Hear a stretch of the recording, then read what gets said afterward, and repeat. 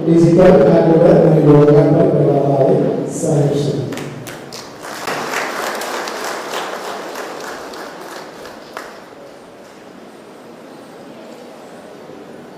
પંચાયતી રાજ વ્યવસ્થાનું ઉદ્ગમ સ્થાન એટલે ગ્રામ પંચાયત. સામાન્ય જન સમાજમાં સરકારનું પ્રતિબિંબ એટલે ગ્રામ પંચાયત. ગામડાના વિકાસ પથ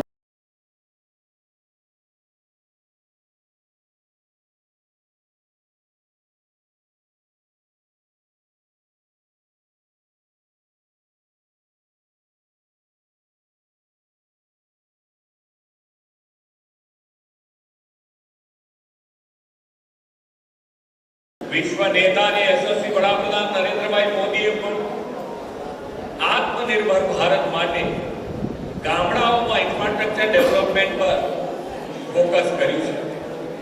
ગામડાઓમાં મૂળભૂત સુવિધાઓની ગેરંટી આપવા સાથે શહેરો સમકક્ષ સુવિધાઓ આપવાની પણ તેમણે નેમ છે. આપણે તેમના જ માર્ગદર્શનમાં એ નેમને પાર પાડવા મુખ્યમંત્રી ગ્રામોદ્યાન યોજના જાહેર કરી છે. આ મુખ્યમંત્રી ગ્રામોદ્યાન યોજના એટલે કે જ્યાં આગળ તાલુકા પ્લેસ છે અને તાલુકા પ્લેસ ઉપર ગ્રામ પંચાયત અસ્તિત્વમાં છે પણ નગરપાલિકા નથી, તો એ નગરપાલિકાઓ તાલુકા પ્લેસ અને ગ્રામ પંચાયત આ બંને નગરપાલિકા જેટલી સુવિધા મળી રહે એ પ્રમાણેનું આયોજન ગુજરાત સરકાર દ્વારા કરીને આજે શરૂઆત કરાઈ છે. આપણે સૌ જાણીએ છીએ કે ગુજરાતનું સુકાન 2001માં કચ્છના ભયંકર ધરતીકંપ પછી મોદીજીએ સંભાળ્યું ત્યારથી એમણે ગુજરાતના વિકાસ માટે અનેક પ્રયત્નો કર્યા, અનેકવિધ યોજનાઓ બનાવી. એમાં એમણે જોયું કે આપણા શહેરો નબળા છે, શહેરનો વિકાસ થઈ નથી રહ્યો, ત્યારે એમણે મુખ્યમંત્રી શહેરી સ્વર્ણિમ યોજના બનાવી અને એ યોજનાના હિસાબે દરેક શહેરોનો વિકાસ થયો.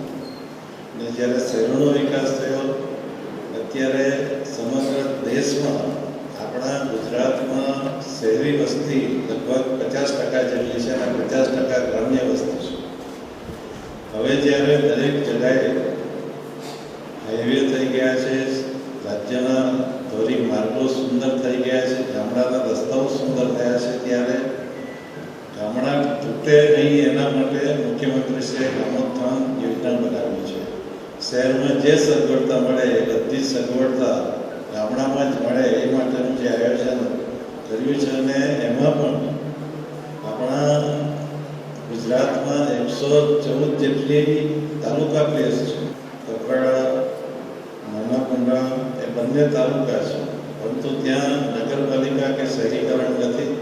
આવી 114 જેટલી તાલુકા પંચાયતની મેઇન સ્થળ છે.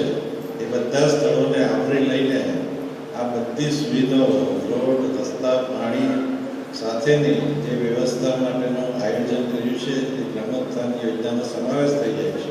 આ યોજના 2030 સુધી ચાલશે અને તેમાં પણ જે ગામની વસ્તી 10,000 કે 10,000થી ઉપર છે તેમાં પણ આ યોજનાનો અમલ કરીને દરેકે દરેક રીતે એમાં ગટર વ્યવસ્થા હોય, સ્વેજ ટ્રીટમેન્ટ હોય કે પીવાના પાણીની સગવડતા કરવાની હોય, પંચાયતના મકાનો કરવાની હોય, આ બધું સંપૂર્ણ સિચ્યુએશન એટલે 100%